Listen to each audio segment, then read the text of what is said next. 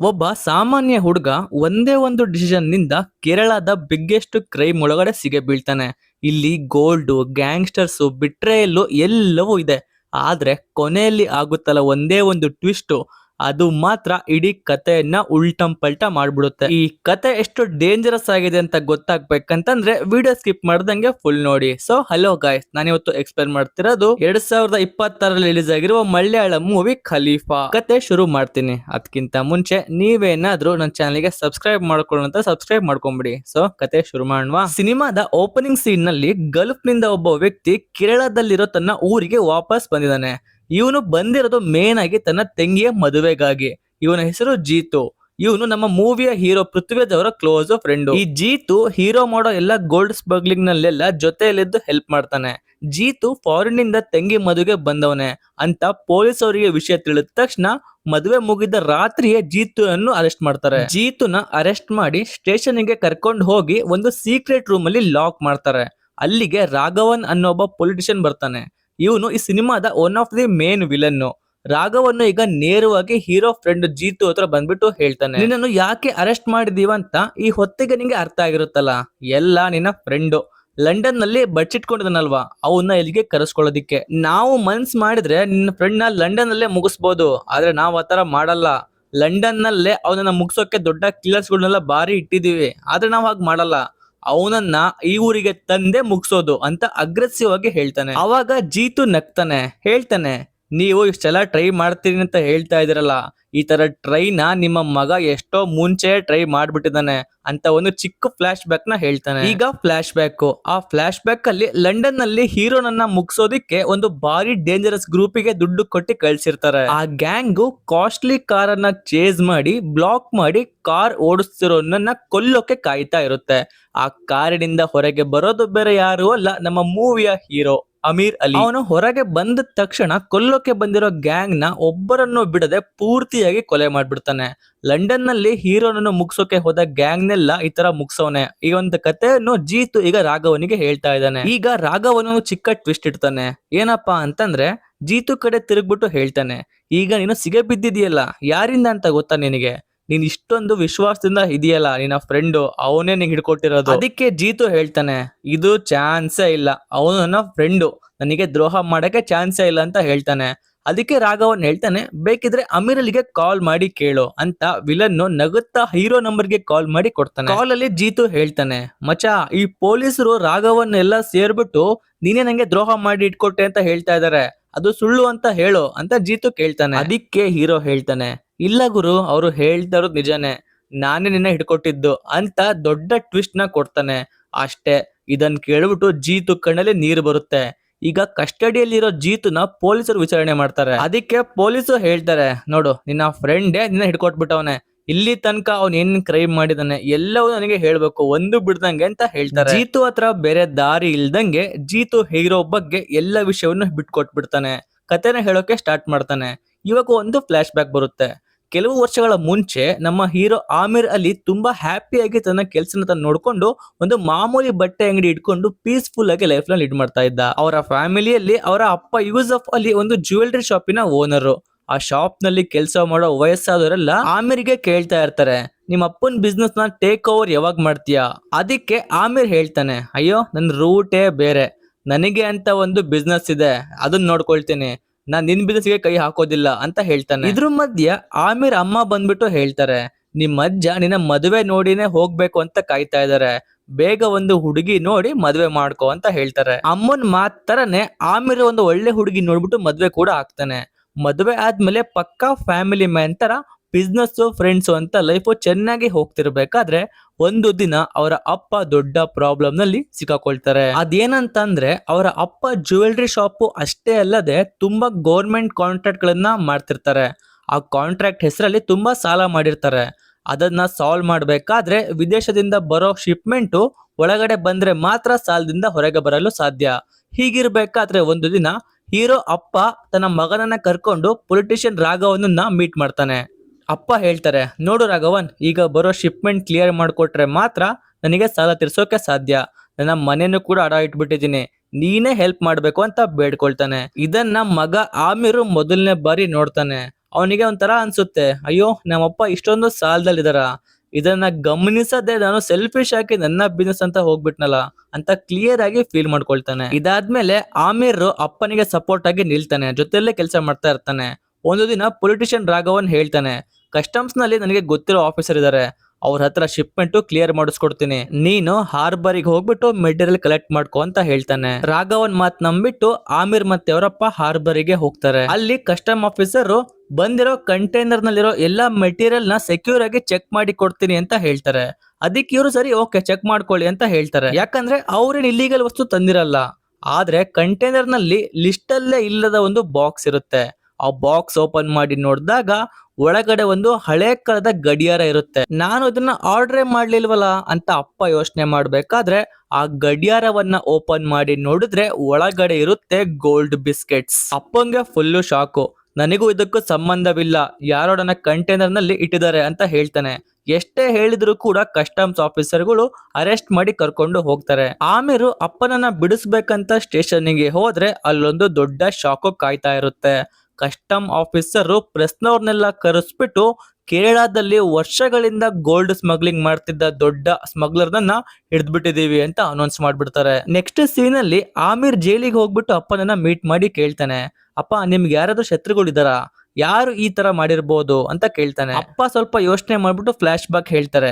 ಕೆಲವು ತಿಂಗಳ ಮುಂಚೆ ಪೊಲಿಟಿಷಿಯನ್ ರಾಘವನ್ ಮತ್ತೆ ಬಿಸ್ನೆಸ್ ಮ್ಯಾನ್ ಹರೀಶ್ ಬಶೀರ್ ಇಬ್ರು ಬಂದ್ಬಿಟ್ಟು ನಿನ್ನ ಕಂಟೈನರ್ಸ್ ಮೂಲಕ ನಾವು ಗೋಲ್ಡ್ ಸ್ಮಗ್ಲಿಂಗ್ ಮಾಡ್ಬೇಕು, ಹೆಲ್ಪ್ ಮಾಡಿದ್ರೆ ಶೇರ್ ಕೊಡ್ತೀವಿ ಅಂತ ಕೇಳಿದ್ರು. ಅದಕ್ಕೆ ನಾನ್ ಹೇಳಿದ್ದೆ ನಮ್ಮಪ್ಪ ಕೂಡ ಸ್ಮಗ್ಲರ್ ಆಗಿದ್ದ, ಅದನ್ನ ನೋಡ್ಬಿಟ್ಟೆ ನನ್ನ ಹತ್ರ ಆಗ್ಬಾರ್ದು ಅಂತ ಅನ್ಕೊಂಡಿದೀನಿ, ನಾನು ಪ್ರಾಮಾಣಿಕವಾಗಿ ಬಿಸ್ನೆಸ್ ಮಾಡ್ತಾ ಇದ್ದೀನಿ, ನನ್ನಿಂದ ಇದು ಆಗಲ್ಲ ಅಂತ ರಿಜೆಕ್ಟ್ ಮಾಡಿದ್ದೆ. ಸೊ ನಮಗಿಲ್ಲಿ ಆಮೀರಿನ ತಾತ ಸ್ಮಗ್ಲರ್ ಆಗಿದ್ರು ಅಂತ ಗೊತ್ತಾಗುತ್ತೆ. ಆಮೀರಿನ ಅಪ್ಪ ಹೇಳ್ತಾರೆ, ಮೋಸ್ಟ್ಲಿ ಈ ರಿವೆಂಜ್ ತಗೊಳೋದಕ್ಕೆ ನನಗೆ ಈ ತರ ಪ್ಲಾನ್ ಮಾಡಿ ಸಿಕ್ಕಾಕ್ಸವ್ರೆ. ವಿಷಯ ತಿಳಿದ ತಕ್ಷಣ ಆಮೀರು ಅಪ್ಪನನ್ನ ಹೇಗಾದ್ರೂ ಮಾಡಿ ಹೊರಗೆ ತರಬೇಕು ಅಂತ ಪ್ಲಾನ್ ಮಾಡ್ತಾನೆ. ಆದ್ರೆ ಹೌಸ್ ಲೋನು, ಸಾಲ, ಎಲ್ಲ ಕಡೆ ಪ್ರಾಬ್ಲಮ್ಸ್ ಇರುತ್ತೆ. ಆ ಸಮಯಕ್ಕೆ ಜ್ಯುವೆಲ್ರಿ ಶಾಪ್ ನಲ್ಲಿ ಕೆಲಸ ಮಾಡೋ ಹಿರಿಯ ವ್ಯಕ್ತಿ ಇಂದ್ರಜಿತ್ ಬಂದ್ಬಿಟ್ಟು ಹೇಳ್ತಾನೆ, ಲೈ ನೀನ್ ಯಾರ ಮೊಮ್ಮಗ ಗೊತ್ತಾ, ಅಹಮದ್ ಅಲಿ, ಅವನ ಹೆಸರು ಕೇಳ್ಬಿಟ್ರೆ ಇಡೀ ಊರ್ ನಡುಕ್ತಿತ್ತು, ನೀನು ಚಟರ್ಜಿ ಅನ್ನೋ ವ್ಯಕ್ತಿಯನ್ನ ಹೋಗಿ ನೋಡು, ಆ ವ್ಯಕ್ತಿ ನಿಮ್ ಅಜ್ಜನಿಂದ ತುಂಬಾ ಹೆಲ್ಪ್ ತಗೊಂಡಿದ್ರು, ನಿನಗೆ ಹೆಲ್ಪ್ ಮಾಡ್ತಾರೆ ಅಂತ ಹೇಳಿದಾಗ ಆಮೀರು ಚಟರ್ಜಿಯನ್ನ ಭೇಟಿ ಆಗ್ತಾನೆ. ಚಟರ್ಜಿ ಇವಾಗ ಗೋಲ್ಡ್ ಸ್ಮಗ್ಲಿಂಗ್ ನಲ್ಲಿ ಕಿಂಗ್ ಪಿನ್. ನೆಕ್ಸ್ಟ್ ಸೀನ್ ಅಲ್ಲಿ ರಾಘವನ್ ಮತ್ತೆ ಹರೀಶ್ ಬಶೀರ್ ಬಂದ್ಮೇಲೆ ಅವರಿಗೆ ಗೋಲ್ಡ್ ಸ್ಮಗ್ಲಿಂಗ್ ಮಾಡಲು ಆಗ್ತಾ ಇರಲ್ಲ. ಇದನ್ನ ಯೂಸ್ ಮಾಡ್ಕೊಂಡ ಆಮೀರ್ ಹೇಳ್ತಾನೆ, ನಿಮ್ಮ ಸರಕನ್ನ ನಾನು ಕರೆಕ್ಟ್ ಆಗಿ ತಂದು ಕೊಡ್ತೀನಿ, ಆದ್ರೆ ಬದಲಿಗೆ ನಮ್ಮ ಅಪ್ಪನನ್ನ ಈ ಕೇಸ್ ನಿಂದ ಹೊರಗಡೆ ತರಬೇಕು ಅಂತ ಡೀಲ್ ಮಾಡ್ಕೊಳ್ತಾನೆ. ಅದಕ್ಕೆ ಚಟರ್ಜಿ ಓಕೆ ಅಂತ ಹೇಳ್ತಾನೆ. ಇವಾಗ ಗಲ್ಫ್ ನಿಂದ ಬರೋ ಮಾಲನ್ನ ತರಲು ಹೀರೋ ಅಂದ್ರೆ ಆಮೀರ್ ಮೊದಲ ಬಾರಿಗೆ ಸ್ಮಗ್ಲಿಂಗ್ ಗೆ ಇಳಿತಾನೆ. ನೆಕ್ಸ್ಟ್ ಸೀನ್ ಅಲ್ಲಿ ಆಮೀರ್ ಇವಾಗ ಗಲ್ಫಿಗೆ ಹೋಗ್ತಾ ಇದ್ದಾನೆ. ಅಲ್ಲಿ ಗೋಲ್ಡ್ ಬಿಸ್ಕೆಟ್ ಗಳನ್ನ ಮಾಮೂಲಿ ಕೀಪ್ಯಾಡ್ ಫೋನ್ ಬ್ಯಾಟ್ರಿ ತರ ರೆಡಿ ಮಾಡ್ಬಿಟ್ಟು ಕೊಯಂಬತ್ತೂರ್ ಏರ್ಪೋರ್ಟ್ ಮೂಲಕ ಬರಲು ಪ್ಲಾನ್ ಮಾಡ್ತಾನೆ. ಆದ್ರೆ ವಿಲನ್ ಗಳಿಗೆ ವಿಷಯ ತಿಳಿಯುತ್ತೆ. ಕೊಯಂಬತ್ತೂರ್ ಏರ್ಪೋರ್ಟ್ ಕಸ್ಟಮ್ ಆಫೀಸರ್ ಗಳಿಗೆ ಹೇಳ್ಬಿಟ್ಟು ಆಮೀರ್ ನನ್ನ ಬ್ಲಾಕ್ ಮಾಡಿಸ್ತಾರೆ. ಆಮೀರ್ ಇವಾಗ ಸಿಗಾಕೊಂಡ್ಬಿಟ್ಟಿದ್ದಾನೆ. ಕಸ್ಟಮ್ ಆಫೀಸರ್ಸ್ ಹೇಳ್ತಾರೆ, ಅವನ ಬ್ಯಾಗ್ ಎಲ್ಲ ಚೆಕ್ ಮಾಡ್ರಿ, ಆದ್ರೆ ಆ ಬ್ಯಾಗ್ ಅಲ್ಲಿ ಏನು ಸಿಗೋದಿಲ್ಲ. ಈಗ ಕೀಪ್ಯಾಡ್ ಫೋನಿಗೆ ಬರ್ತಾರೆ. ಅದನ್ನ ಓಪನ್ ಮಾಡಿ ಬ್ಯಾಟ್ರಿ ತೆಗೆದು ಚೆಕ್ ಮಾಡಿದ್ರೆ ಆ ಫೋನ್ ಅಲ್ಲಿ ರಿಯಲ್ ಬ್ಯಾಟ್ರಿನೇ ಇತ್ತು, ಗೋಲ್ಡ್ ಇರ್ಲಿಲ್ಲ.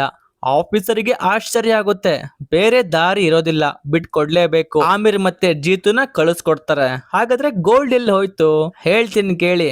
ಆಕ್ಚುಲಿ ಆಮೀರ್ಗೆ ಮುಂಚೆನೆ ಗೊತ್ತಿತ್ತು ಈ ತರ ಚೆಕಿಂಗ್ ಇರುತ್ತೆ ಅಂತ. ಅದಕ್ಕೆ ತನ್ನ ಜೊತೆ ಫ್ಲೈಟ್ ನಲ್ಲಿ ಬಂದ ಪ್ಯಾಸೆಂಜರ್ಸ್ ಎಲ್ಲ ಆಮೀರ್ ಕಡೆಯವ್ರೆ.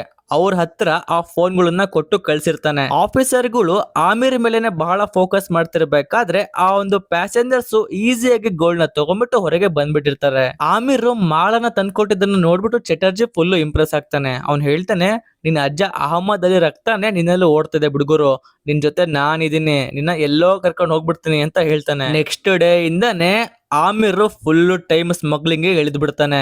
ಸಾಲ ತೀರಿಸ್ತಾನೆ. ಅಪ್ಪನನ್ನ ಜಾಮೀನಲ್ಲಿ ಹೊರಗೆ ಕೂಡ ತರ್ತಾನೆ. ಪ್ರಾಬ್ಲಮ್ ಸಾಲ್ವ್ ಆದ್ಮೇಲೂ ಕೂಡ ಹೀರೋ ದಿನಕ್ಕೆ 10 ರಿಂದ 30 kg ಗೋಲ್ಡ್ ನ ಸ್ಮಗ್ಲಿಂಗ್ ಮಾಡೋಕೆ ಸ್ಟಾರ್ಟ್ ಮಾಡ್ತಾನೆ. ಏರ್ಪೋರ್ಟಿನ ಸಿಬ್ಬಂದಿಗಳು, ಕಸ್ಟಮ್ ಆಫೀಸರ್ಸ್ ಎಲ್ಲರನ್ನ ಕೈಯಲ್ಲಿ ಇಟ್ಕೊಂಡು ಆಟ ಆಡಿಸ್ತಾ ಇರ್ತಾನೆ. ದೊಡ್ಡ ಸ್ಮಗ್ಲರ್ ಆಗ್ತಾನೆ. ಆದ್ರೆ ಮಗ ಹೀಗಾಗಿದ್ದನ್ನು ನೋಡಿ ಅಪ್ಪನಿಗೆ ಗಿಲ್ಟ್ ಆಗುತ್ತೆ. ನಾನು ಹೋಗ್ಬಾರ್ದು ಅನ್ನೋ ದಾರಿಗೆ ನೀನೇ ಹೋಗ್ಬಿಟ್ಟಲ್ಲ ಮಗನೇ ಅಂತ ಬೇಸರದಲ್ಲಿ ಇರ್ತಾರೆ. ಸ್ಮಗ್ಲಿಂಗ್ ನಲ್ಲಿ ನಡೆದ ಒಂದು ಘಟನೆಯಿಂದ ಅಪ್ಪ ಪ್ಯಾರಲೈಸ್ ಆಗಿ ಬೆಡ್ ರೆಸ್ಟ್ ಆಗ್ತಾರೆ. ಈ ಕಡೆ ನಮ್ಮ ಹೀರೋ ಎಲ್ಲಾ ವಿಲನ್ಗಳ ಸಾಮ್ರಾಜ್ಯವನ್ನು ನಾಶ ಮಾಡಿ ದೊಡ್ಡ ಮಟ್ಟಕ್ಕೆ ಬೆಳಿತಾನೆ. ಆದ್ರೆ ಒಂದು ಹಂತದಲ್ಲಿ ಆಮಿರ್ಗೆ ಎಷ್ಟು ದುಶ್ಮನ್ಗಳಾಗ್ಬಿಡ್ತಾರೆ ಅಂತಂದ್ರೆ ಆ ದುಶ್ಮನ್ಗಳ ಕಾಟದಿಂದ ಆಮಿರ್ ಲಂಡನ್ ನಿಂದ ಇಂಡಿಯಾಗೆ ಬರಲಾಗದೆ ಅಲ್ಲಿಯೇ ಲಾಕ್ ಆಗ್ಬಿಡ್ತಾನೆ. ವಿಲನ್ಗಳು ಆಮಿರ್ನ ಹೇಗ್ ಲಾಕ್ ಮಾಡಿದ್ರು, ಈ ಸ್ಮಗ್ಲಿಂಗ್ ನಿಂದ ಹೀರೋ ಫ್ಯಾಮಿಲಿಗೆ ಏನೆಲ್ಲ ಫೇಸ್ ಮಾಡ್ಬೇಕಾಗ್ ಬಂತು, ಆಮಿರ್ ಇಂಡಿಯಾಗೆ ವಾಪಸ್ ಬಂದ ಇಲ್ವಾ, ಬಂದ್ಮೇಲೆ ಅವನಿಗೆ ಏನಾಯ್ತು, ಇದೆಲ್ಲ ಸೆಕೆಂಡ್ ಹಾಫ್ ನಲ್ಲಿ ಭಾರಿ ಟ್ವಿಸ್ಟ್ ಗಳ ಜೊತೆ ಹೇಳಿದ್ದಾರೆ. ಸೆಕೆಂಡ್ ಹಾಫ್ ನಲ್ಲಿ ದೊಡ್ಡ ಕ್ಯಾಮಿಯೋ ಕೂಡ ಇದೆ, ಸ್ಕಿಪ್ ಮಾಡ್ದಂಗೆ ನೋಡ್ತಾ ಇರ್ರಿ, ಹೇಳ್ತಾ ಹೋಗ್ತೀನಿ. ಇಂಟರ್ವೆಲ್ ಆದ್ಮೇಲೆ ನೋಡ್ತೀವಿ ಆಮಿರ್ ಸ್ಮಗ್ಲಿಂಗ್ ಬಿಸ್ನೆಸ್ ನಲ್ಲಿ ವಿಪರೀತವಾಗಿ ಬೆಳೆದಿರ್ತಾನೆ. ದಿನಕ್ಕೆ 30-50 kg ಗೋಲ್ಡ್ ನ ಸ್ಮಗಲ್ ಮಾಡ್ತಿರ್ತಾನೆ. ಹೀಗಿರೋದ್ರಿಂದ ಎಲ್ರು ಚಟರ್ಜಿ ಹತ್ರನೇ ಗೋಲ್ಡ್ ನ ತಗೊಳ್ತಾ ಇರ್ತಾರೆ. ವಿಲನ್ ಗಳಾದ ರಾಘವನ್ ಮತ್ತೆ ಬಶೀರಿನ ಒಂದು ಕಂಪ್ಲೀಟ್ ಬಿಸ್ನೆಸ್ ಡೌನ್. ಈಗ ರಾಘವನ್ ಮತ್ತೆ ಬಶೀರ್ ಇಬ್ರು ಚಟರ್ಜಿ ಹತ್ರ ಬಂದ್ಬಿಟ್ಟು ಮಾರ್ಕೆಟ್ ನಲ್ಲಿ 10% ರೇಟ್ ಕಮ್ಮಿ ಮಾಡಬೇಡಿ, ನಾವೆಲ್ಲ ಒಂದೇ ರೇಟಿಗೆ ಮಾರೋಣ ಅಂತ ಡೀಲ್ ಮಾಡ್ಕೋತಾನೆ. ಆದ್ರೆ ಚಟರ್ಜಿ, ನಿಮ್ ಯೋಗ್ಯತೆ ನನಗ್ ಗೊತ್ತು, ನೀವ್ ಏನೇ ರೇಟ್ ಇಟ್ರು ಕೂಡ ಅದಕ್ಕಿಂತ ನಾನು ಕಮ್ಮಿಗೆ ಮಾರೋದು, ಡೀಲ್ ಕ್ಯಾನ್ಸಲ್ ಅಂತ ಬೈದ್ ಕಳಿಸ್ತಾನೆ. ಇದರಿಂದ ಬಶೀರಿಗೆ ಉರ್ದೋಗ್ಬಿಡುತ್ತೆ. ಅವನು ಕಾಂಟ್ರಾಕ್ಟ್ ಕಿಲ್ಲರ್ಸ್ ಇರ್ತಾರಲ್ವಾ, ಅವ್ರನ್ನ ಹೈರ್ ಮಾಡ್ಕೊಂಡ್ಬಿಟ್ಟು ಚಟರ್ಜಿಗೆ ಶೂಟ್ ಮಾಡಿಸ್ತಾನೆ. ಆದ್ರೆ ಚಟರ್ಜಿ ಬದುಕುಳಿತಾನೆ, ಹಾಸ್ಪಿಟಲ್ ನಲ್ಲಿ ಅಡ್ಮಿಟ್ ಆಗ್ತಾನೆ. ಆಮಿರ್ ಬಂದು ನೋಡಿ ವಿಲನ್ ಗಳ ಮೇಲಿನ ಕೋಪಕ್ಕೆ ಪ್ಲಾನ್ ಮಾಡ್ಬಿಟ್ಟು ಅವರನ್ನು ಕೂಡ ಕಸ್ಟಮ್ಸ್ ನಲ್ಲಿ ಸಿಕ್ಕಾಕಿಸ್ಬಿಟ್ಟು ಜೈಲಿಗೆ ಕಳಿಸ್ಬಿಡ್ತಾನೆ. ರಾಘವನ್ನು ಪೊಲಿಟಿಷಿಯನ್, ಆದ್ರೆ ಅವನಿಗೆ ಪಾರ್ಟಿ ಇದನ್ನ ತೆಗೆದ್ಬಿಡ್ತಾರೆ. ಆದ್ರೆ ಹೊರಗೆ ಬಂದ ತಕ್ಷಣ ರಾಘವನ್ ಮತ್ತೆ ಬಶೀರ್ ಆಮಿರ್ ಅಲಿ ಇರೋವರೆಗೂ ನಾವು ಬಿಸ್ನೆಸ್ ಮಾಡಲು ಸಾಧ್ಯವಿಲ್ಲ, ಅವನನ್ನ ಮುಗಿಸ್ಲೇಬೇಕು ಅಂತ ಪ್ಲಾನ್ ಮಾಡ್ತಾರೆ. ನೆಕ್ಸ್ಟ್ ಸೀನ್ ಅಲ್ಲಿ ಆಮಿರ್ ಏರ್ ಹೋಸ್ಟೆಸ್ ಗಳ ಮೂಲಕ ಗೋಲ್ಡ್ ಸ್ಮಗ್ಲಿಂಗ್ ಮಾಡಿಸ್ತಿದ್ದ ವಿಷಯವನ್ನು ವಿಲನ್ ಗಳು ತಿಳ್ಕೊತಾರೆ. ಈಗ ವಿಲನ್ ಗಳು ರಾಘವನ್ ಮಗನನ್ನ ಕಳಿಸ್ಬಿಟ್ಟು ಆ ಗೋಲ್ಡ್ ನ ಕದಿಯಲು ಹೇಳ್ತಾರೆ. ಆದ್ರೆ ರಾಘವನಿನ ಮಗ ತುಂಬಾನೇ ಕೋಪಿಷ್ಟ. ಅವನು ಏರ್ ಹೋಸ್ಟೆಸ್ ಹೊರಟಿದ್ದ ಕಾರನ್ನ ಆಕ್ಸಿಡೆಂಟ್ ಮಾಡಿಸ್ಬಿಡ್ತಾನೆ. ಆ ಒಂದು ಆಕ್ಸಿಡೆಂಟ್ ನಲ್ಲಿ ಪಾಪ ಆ ಏರ್ ಹೋಸ್ಟೆಸ್ ಸತ್ತೇ ಹೋಗ್ಬಿಡ್ತಾಳೆ. ವಿಲನ್ ಗಳು ಗೋಲ್ಡ್ ನ ತಗೊಂಡ್ಬಿಟ್ಟು ಎಸ್ಕೇಪ್ ಆಗ್ತಾರೆ. ಈ ವಿಷಯ ತಿಳಿದ ಆಮಿರ್ಗೆ ತುಂಬಾನೇ ಬೇಜಾರಾಗುತ್ತೆ. ಯಾಕಂದ್ರೆ ಆ ಹುಡುಗಿ ಇದೇ ನನ್ನ ಲಾಸ್ಟ್ ಅಸೈನ್ಮೆಂಟ್, ಇದಾದ್ಮೇಲೆ ನಾನು ಯಾವ ಅಸೈನ್ಮೆಂಟ್ ಮಾಡೋದಿಲ್ಲ, ಮದುವೆ ಆಗಿ ಹ್ಯಾಪಿ ಆಗಿರ್ತೀನಿ ಅಂತ ಹೇಳಿರ್ತಾಳೆ. ನೆಕ್ಸ್ಟ್ ಸೀನ್ ಅಲ್ಲಿ ವಿಲನ್ ಹೀರೋಗೆ ಕಾಲ್ ಮಾಡ್ಬಿಟ್ಟು ಇನ್ಮುಂದೆ ಬರೋ ಗೋಲ್ಡ್ನೆಲ್ಲ ಹೀಗೆ ಹೊಡ್ಕೊಳ್ತೀವಿ, ಏನ್ ಮಾಡ್ಕೊಳ್ತೀಯೋ ಮಾಡ್ಕೋ ಅಂತ ಚಾಲೆಂಜ್ ಮಾಡ್ತಾರೆ. ಮರುದಿನ ಹೀರೋ ಅಂದ್ರೆ ಆಮಿರೇ ಸ್ವತಃ ಗೋಲ್ಡ್ ತಗೊಂಡು ಬರ್ತಾನೆ. ಇದನ್ನ ತಿಳಿದ ರಾಘವನ್ ಮಗ ಚೇಸ್ ಮಾಡ್ತಾನೆ. ಆಮಿರ್ ಕಾರನ್ನ ಒಂದು ಹಳೆಯ ಫ್ಯಾಕ್ಟರಿ ಹತ್ರ ತಗೊಂಡ್ಬಂದ್ಬಿಟ್ಟು ಸುತ್ತಲೂ ಎಲೆಕ್ಟ್ರಿಕ್ ಫೆನ್ಸಿಂಗ್ ಹಾಕಿ ಬ್ಲಾಕ್ ಮಾಡ್ತಾನೆ. ರಾಘವನಿಗೆ ಫೋನ್ ಮಾಡಿ ಹೇಳ್ತಾನೆ, ನಿನ್ ಮಗ ನನ್ನ ಹತ್ರ ಸಿಗೆ ಬಿದ್ದವನೆ, ನಿನ್ನೆ ಹೊಡ್ಕೊಂಡಿದ್ದು ಗೋಲ್ಡ್ ಎಲ್ಲ ವಾಪಸ್ ಬಂದ್ಬಿಡ್ಬೇಕು, ಇಲ್ಲ ಅಂತಂದ್ರೆ ನಿನ್ ಮಗನ್ ಕತೆ ಮುಗೀತು ಅಂತ ಹೆದರಿಸ್ತಾನೆ. ಬೇರೆ ದಾರಿ ಇಲ್ದೆ ರಾಘವನ್ನು ಗೋಲ್ಡ್ ನ ವಾಪಸ್ ಕೊಡ್ತಾನೆ. ಗೋಲ್ಡ್ ಸಿಗುತ್ತೆ, ಆದ್ರೆ ನಿನ್ನೆ ಹುಡುಗಿ ಸತ್ತಿದ್ದಕ್ಕೆ ಆಮಿರಿಗೆ ರಾಘವನ್ ಮಗನ ಮೇಲೆ ಬಹಳ ಕೋಪ ಇರುತ್ತೆ. ಆದ್ರೂ ಕೂಡ ಹೇಳ್ತಾನೆ, ಇನ್ನೊಮ್ಮೆ ನನ್ ಕಣ್ಣಿಗೆ ಕಾಣಿಸ್ಬೇಡ, ಕಂಡ್ರೆ ಪಕ್ಕಾ ಸಾಯಿಸ್ತೀನಿ ಅಂತ ಬೆದರಿಸಿ ಬಿಡ್ತಾನೆ. ಆದ್ರೆ ರಾಘವನ್ ಮಗ ಸುಮ್ನೆ ಹೋಗದೆ ಆಮಿರ್ ಕಡೆಯವ್ರನ್ನ ಶೂಟ್ ಮಾಡಲು ಸ್ಟಾರ್ಟ್ ಮಾಡ್ತಾನೆ. ಇದರಿಂದ ಕೋಪಗೊಂಡ ಆಮಿರ್ ಆ ಕಾರಿಗೆ ಕರೆಂಟ್ ಪಾಸ್ ಮಾಡ್ಬಿಟ್ಟು ಸ್ಪಾಟ್ ನಲ್ಲೇ ರಾಘವನಿನ ಮಗನ್ನ ಸಾಯಿಸ್ಬಿಡ್ತಾನೆ. ಈ ಘಟನೆಯಿಂದಾಗಿ ಆಮಿರ್ ದೇಶ ಬಿಟ್ಟು ಲಂಡನ್ನಿಗೆ ಹೋಗ್ಬೇಕಾಗಿ ಬರುತ್ತೆ. ಲಂಡನ್ನಿಗೆ ಹೋದಾದ್ಮೇಲೆ ಆಮಿರ್ ಸ್ಮಗ್ಲಿಂಗ್ ಎಲ್ಲ ಬಿಟ್ಟು ಸುಮ್ನೆ ಇರ್ತಾನೆ. ಆದ್ರೆ ಮಗನನ್ನ ಕೊಂದ ಆಮಿರ್ನ ಸಾಯಿಸ್ಲೇಬೇಕು ಅಂತ ರಾಘವನ್ನು ಕಾಯ್ತಾ ಇರ್ತಾನೆ. ಆಮಿರ್ ಇಂಡಿಯಾಗೆ ಬಂದ್ರೆ ಮರ್ಡರ್ ಕೇಸ್ ನಲ್ಲಿ ಅರೆಸ್ಟ್ ಆಗ್ತಾನೆ. ಆಮೇಲೆ ಆರಾಮಾಗಿ ಸಾಯಿಸಬಹುದು ಅಂತ ವಿಲನ್ ಗಳು ಪ್ಲಾನ್ ಮಾಡಿರ್ತಾರೆ. ಆದ್ರೆ ಆಮಿರ್ ಇಂಡಿಯಾಗೆ ಬರಲ್ಲ. ಈ ಕಡೆ ಅವ್ರ ಅಪ್ಪ ಪ್ಯಾರಲೈಸ್ ಆಗ್ತಾರೆ. ಹೆಂಡತಿ ಮಕ್ಕಳನ್ನು ಸಹ ನೋಡೋಕೆ ಆಗ್ತಾ ಇಲ್ಲ. ಆಮಿರ್ನ ಹೇಗಾದ್ರೂ ಮಾಡಿ ಇಂಡಿಯಾಗೆ ಕರೆಸ್ಲೇಬೇಕು ಅಂತ ಅವನ ಫ್ರೆಂಡ್ ಜೀತುನ ಅರೆಸ್ಟ್ ಮಾಡಿಸ್ತಾರೆ. ಜೀತು ಕೂಡ ಅಪ್ರೂವರ್ ಆಗ್ಬಿಟ್ಟು ಆಮಿರ್ ವಿರುದ್ಧ ಸಾಕ್ಷಿ ಕೊಡ್ತಾನೆ. ನೆಕ್ಸ್ಟ್ ಸೀನ್ ಅಲ್ಲಿ ಆಮಿರ್ ಮನೆ ಮೇಲೆ ದಾಳಿ ಮಾಡ್ತಾರೆ. ಆ ಒಂದು ಗಲಾಟೆ ಮತ್ತೆ ಅಟ್ಯಾಕ್ ನಲ್ಲಿ ಪಾಪ ಆಮಿರಿನ ಅಪ್ಪ ತೀರ್ಕೊಳ್ತಾರೆ. ಆದ್ರೆ ಸಾಯೋಕ್ಕಿಂತ ಮುಂಚೆ ಸೊಸೆ ಮೊಮ್ಮಕ್ಕಳನ್ನ ಎಸ್ಕೇಪ್ ಮಾಡ್ಸಿರ್ತಾರೆ. ಅಪ್ಪ ತೀರ್ಕೊಂಡ ವಿಷಯ ತಿಳಿದ ತಕ್ಷಣ ಆಮಿರ್ ಲಂಡನ್ ನಿಂದ ಹೊರಟು ವರ್ಷಗಳ ನಂತರ ಕೇರಳಗೆ ಬರ್ತಾನೆ. ಆಮಿರ್ನ ಏರ್ಪೋರ್ಟ್ ಅಲ್ಲೇ ಅರೆಸ್ಟ್ ಮಾಡಿ ಹ್ಯಾಂಡ್ ಕಫ್ ಹಾಕಿ ಅಪ್ಪನ ಅಂತ್ಯ ಸಂಸ್ಕಾರಕ್ಕೆ ಕರೆದುಕೊಂಡು ಹೋಗ್ತಾರೆ. ಅಂತ್ಯ ಸಂಸ್ಕಾರ ಆದ್ಮೇಲೆ ಚಟರ್ಜಿ ಆಮಿರ್ನ ಎಸ್ಕೇಪ್ ಮಾಡ್ಸಕ್ಕೆ ಒಂದು ಪ್ಲಾನ್ ಹಾಕಿರ್ತಾನೆ. ಆದ್ರೆ ಆಮಿರ್ ಹೇಳ್ತಾನೆ, ಇನ್ಮುಂದೆ ಓಡಿ ಹೋಗೋದ್ರಲ್ಲಿ ಅರ್ಥ ಇಲ್ಲ, ಫ್ಯಾಮಿಲಿ ಸೇಫ್ಟಿ ಮುಖ್ಯ ಅಂತ ಪೊಲೀಸರಿಗೆ ಶರಣಾಗ್ತಾನೆ. ಜೈಲಲ್ಲಿ ಆಮಿರ್ ಮತ್ತೆ ಅಪ್ರೂವರ್ ಆದವನ ಫ್ರೆಂಡ್ ಜೀತು ಒಂದೇ ಸೆಲ್ ನಲ್ಲಿ ಇರ್ತಾರೆ. ಆಕ್ಚುಲಿ ಈಗ ಒಂದು ಫ್ಲಾಶ್ ಬ್ಯಾಕ್ ಬರುತ್ತೆ. ಆ ಫ್ಲಾಶ್ ಬ್ಯಾಕ್ ಅಲ್ಲಿ ಆಮಿರ್ ಸ್ಮಗ್ಲಿಂಗ್ ನ ಬಿಟ್ಟಾಗ ಜೀತು ಅದನ್ನ ಕಂಟಿನ್ಯೂ ಮಾಡ್ತಾ ಇರ್ತಾನೆ. ಜೀತು ಸ್ವಂತಕ್ಕೆ ಸ್ಮಗ್ಲಿಂಗ್ ಮಾಡಲು ಸ್ಟಾರ್ಟ್ ಮಾಡ್ತಾನೆ. ಅವನಿಗೇನು ಆಗ್ಬಾರ್ದು, ಅವನ ಸೇಫ್ಟಿಗೋಸ್ಕರ ಅಂತಾನೆ ಆಮಿರ್ ಅವನನ್ನ ಹಿಡ್ಕೊಟ್ಟಿರ್ತಾನೆ. ಇದನ್ನ ಜೀತು ಅರ್ಥ ಮಾಡ್ಕೊಳ್ತಾನೆ. ಅವರಿಬ್ರು ಮತ್ತೆ ಒಂದಾಗ್ತಾರೆ.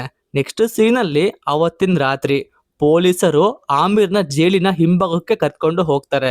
ಅಲ್ಲಿ ವಿಲನ್ಗಳಾದ ಬಶೀರ್ ಮತ್ತೆ ರಾಘವನ್ನು ವೇಟ್ ಮಾಡ್ತಾ ಇರ್ತಾರೆ. ರಾಘವನ್ನು ಆಮಿರಿಗೆ ಹೇಳ್ತಾನೆ, ನಿನ್ನ ಲಂಡನ್ ನಲ್ಲೇ ಮುಗಿಸ್ಬೋದಿತ್ತು, ಆದ್ರೆ ನನ್ ಮಗ ಸತ್ತಿಲ್ಲ, ಬದುಕಿದಾನೆ ನೋಡು ಅಂತ ರಾಘವನ್ ಮಗನನ್ನ ಕರೆತರ್ತಾನೆ. ಇವಾಗ ಅವನ ಮಗ ಬರ್ತಾನೆ. ಅಂದ್ರೆ ಅವನು ಸತ್ ಹೋಗಿಲ್ಲ, ಆದ್ರೆ ಸತ್ ಹೋಗಿದ್ರೇನೆ ಒಳ್ಳೇದು ಆ ತರ ಇದ್ದ. ಅವನು ಪೂರ್ತಿ ಸುಟ್ಟು ಹೋಗಿ ಡೆತ್ ಬೆಡ್ ನಲ್ಲಿ ತೀವ್ರ ವೇದನೆಯಲ್ಲಿದ್ದಾನೆ. ಇವಾಗ ಆಮಿರಿಗೆ ಹೇಳಲಾಗುತ್ತೆ, ನಿಮ್ಮ ಅಪ್ಪನ್ ಕೊಂದವರು ಇಲ್ಲೇ ಇದ್ದಾರೆ ಅಂತ. ವಿಲನ್ಗಳು ಉದ್ರೇಕಗೊಳಿಸ್ತಾರ ಅವನಿಗೆ. ಇನ್ನೇನು ಅಷ್ಟೇ, ಆಮಿರ್ ಒಳಗಿದ್ದ ಬೀಸ್ಟ್ ಹೊರಗೆ ಬಂದ್ಬಿಟ್ಟು ಎಲ್ಲರನ್ನ ಹೊಡೆದು ಧ್ವಂಸ ಮಾಡ್ತಾನೆ. ಅಪ್ಪನನ್ನು ಕೊಂದ ಹರೀಶ್ ಬಶೀರ್ನನ್ನ ಕುತ್ತಿಗೆ ಹಿಸುಕಿ ಕೊಲ್ತಾನೆ. ಆದ್ರೆ ರಾಘವನನ್ನು ಬಿಟ್ಟು ಹೊರಡ್ತಾನೆ. ಪೊಲೀಸರು ಬಂದು ನೋಡಿದ್ರೆ ಆಮಿರು ಮಾಸ್ ಆಗಿ ನಡ್ಕೊಂಡು ಹೋಗ್ತಿದ್ದಾನೆ. ಮರುದಿನ ಆಮಿರು ಜಾಮೀನಲ್ಲಿ ಹೊರಗೆ ಬಂದ್ಬಿಟ್ಟು ನಾರ್ಮಲ್ ಫ್ಯಾಮಿಲಿ ಲೈಫ್ ಲೀಡ್ ಮಾಡೋಕೆ ಸ್ಟಾರ್ಟ್ ಮಾಡ್ತಾನೆ. ಈಗ ಬರುತ್ತೆ ನೋಡಿ ಮೂವಿಯ ಮೇಜರ್ ಟ್ವಿಸ್ಟ್. ಆಮಿರ್ಗೆ ಒಂದು ನ್ಯೂಸ್ ಸಿಗುತ್ತೆ, ನೇಪಾಳದ ಜೈಲಿನಲ್ಲಿದ್ದ ಇಂಟರ್ ನ್ಯಾಷನಲ್ ಕ್ರಿಮಿನಲ್ ಅಹಮದ್ ಅಲಿಯನ್ನು ರಿಲೀಸ್ ಮಾಡಲಾಗಿದೆ ಅಂತ. ಈ ನ್ಯೂಸ್ ಕೇಳಿದ ತಕ್ಷಣ ಆಮಿರು ನೇಪಾಳಕ್ಕೆ ಹೋಗ್ತಾನೆ. ಜೈಲಿನ ಮುಂದೆ ದೊಡ್ಡ ಗ್ಯಾಂಗ್ ನಿಂತಿರುತ್ತೆ. ಜೈಲಿಂದ ಹೊರಗ್ ಬರೋ ಆಮಿರ್ ಅಲಿಯ ತಾತ ಅಹಮದ್ ಅಲಿ ಬೇರೆ ಯಾರು ಅಲ್ಲ, ಸ್ವತಃ ಮೋಹನ್ ಲಾಲ್ ಅವರು. 70s ನಲ್ಲಿ ದೊಡ್ಡ ಸ್ಮಗ್ಲರ್ ಆಗಿದ್ದ ಅಹಮದ್ ಅಲಿ ಹೊರಗೆ ಬಂದು ಮೊಮ್ಮಗನನ್ನ ಹಗ್ ಮಾಡ್ಕೊಳ್ತಾರೆ. ಅಹಮದ್ ಅಲಿ ಮೊಮ್ಮಗನಿಗೆ ಹೇಳ್ತಾರೆ, ನೀನು ಕೆಲವು ಬಾಕಿ ಕೆಲಸಗಳನ್ನ ಬಿಟ್ಟು ಬಂದಿದ್ದೆ, ಅವುಗಳನ್ನ ಮುಗಿಸಲು ನಾನು ಕಾಂಟ್ರಾಕ್ಟ್ ಕಿಲ್ಲರ್ ನ ಕಳಿಸ್ಕೊಡ್ತಾ ಇದ್ದೀನಿ ಅಂತ ಮೋಹನ್ ಲಾಲ್ ಟ್ವಿಸ್ಟ್ ಕೊಡ್ತಾರೆ. ಆ ಕಾಂಟ್ರಾಕ್ಟ್ ಕಿಲ್ಲರ್ ಬೇರೆ ಯಾರು ಅಲ್ಲ, ಟೊವಿನೋ ಥಾಮಸ್. ನೆಕ್ಸ್ಟ್ ಸೀನ್ ಅಲ್ಲಿ ಟೊವಿನೋ ಥಾಮಸ್ ಹೋಗಿ ವಿಲನ್ ರಾಘವನ್ ಮತ್ತೆ ಅವನ ಮಗನನ್ನ ಸಾಯಿಸ್ಬಿಟ್ಟು ಮಿಷನ್ ಕಂಪ್ಲೀಟೆಡ್ ಅಂತ ಕಾಲ್ ಮಾಡ್ತಾನೆ. ಇದನ್ನ ಎಲ್ಲ ನೋಡಿ ಆಮಿರ್ ಅಲಿಗೆ ಶಾಕ್ ಆಗುತ್ತೆ. ಇದಕ್ಕೆ ಶಾಕ್ ಆದ್ರೆ ಹೇಗೆ, ಇನ್ನು ತುಂಬಾ ನೋಡೋದಿದೆ ಅಂತ ಅವರ ತಾತ ಹೇಳ್ಬಿಟ್ಟು ಅವನ್ನ ಕರ್ಕೊಂಡು ಹೋಗ್ತಾರೆ. ಪಾರ್ಟ್ 2ಗೆ ಲೀಡ್ ಕೊಡ್ತಾರೆ. ಲೀಡ್ ಕೊಟ್ಬಿಟ್ಟು ಮೂವಿನ ಮುಗಿಸ್ತಾರೆ. ಸೊ ಗೈಸ್, ನೋಡಿದ್ರಲ್ಲ, ಇದಾಗಿತ್ತು ಖಲೀಫಾ ಮೂವಿಯ ಕಂಪ್ಲೀಟ್ ಸ್ಟೋರಿ ಮತ್ತೆ ಎಕ್ಸ್ಪ್ಲನೇಷನ್. ಹೇಗನಿಸ್ತು ಕಮೆಂಟ್ ಮಾಡಿ. ವಿಡಿಯೋ ಇಷ್ಟ ಆಗಿದ್ದಲ್ಲಿ ಲೈಕ್, ಶೇರ್ ಮತ್ತು ಸಬ್ಸ್ಕ್ರೈಬ್ ಮಾಡೋದು ಮಾತ್ರ ಮರಿಬೇಡಿ. ನಾನು ನಿಮಗೆ ಸಿಗ್ತೀನಿ ಯಾವ್ದಾದ್ರು ಬೇರೆ ವಿಡಿಯೋ, ಬೇರೆ ಟಾಪಿಕ್ ಜೊತೆ. ಟಿಲ್ ದೆನ್ ಟೇಕ್ ಕೇರ್, ಬಾಯ್.